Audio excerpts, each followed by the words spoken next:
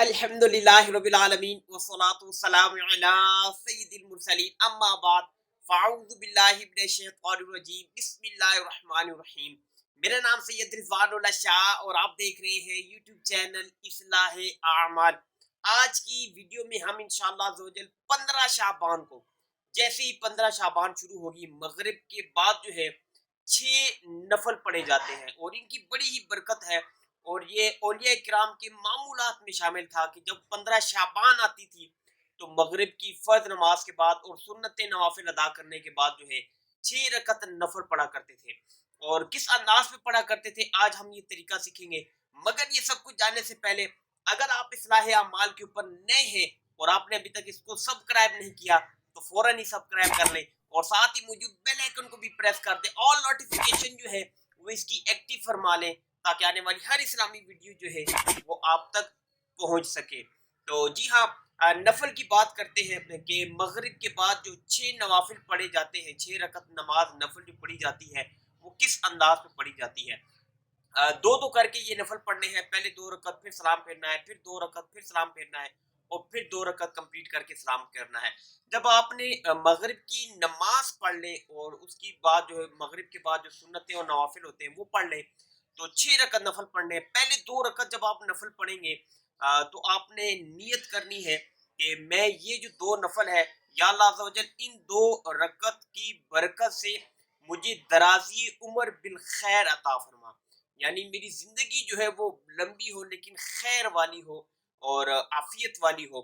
तो इन 2 नफलों की बरकत से आपकी दराजी उम्र बिल खैर के लिए दुआ होगी। जब आप ये 2 रकत नफल पढ़ लें तो फिर जो अगली 2 रकत नफल पढ़ने हैं उसमें आपने ये नियत करनी है कि या अल्लाह इन 2 रकतों की वजह से मेरी बलाओं से हिफाजत फरमा।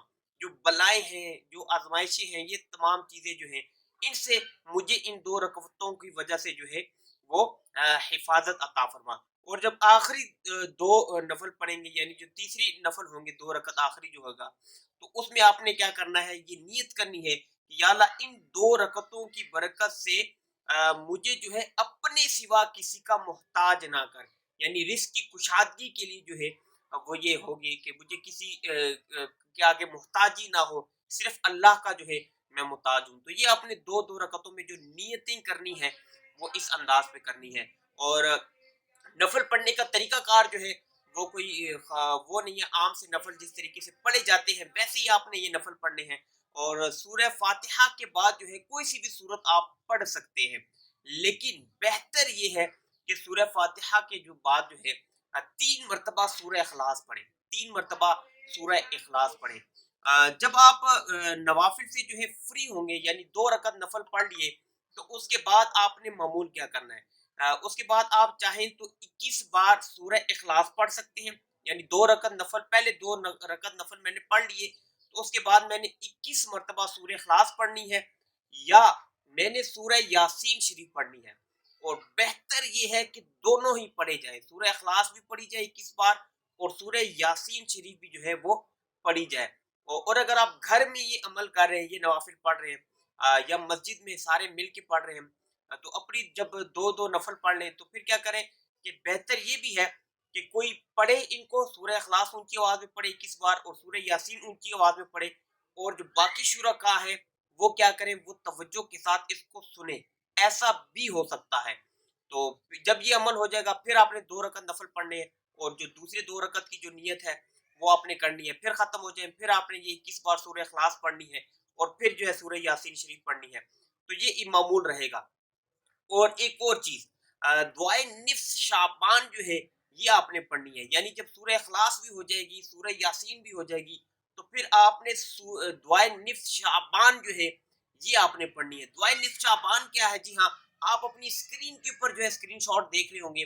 जी हाँ, ये दुआए निफ्स शाबान है और आपने इसको भी पढ़ना है।